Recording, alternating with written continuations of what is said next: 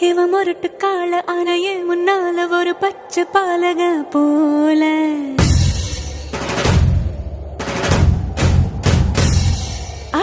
அடநாடெல்லாம் பிடிவாதக்கார ஆன வந்து பாருங்க வீட்டில் கண்ணு குட்டி போல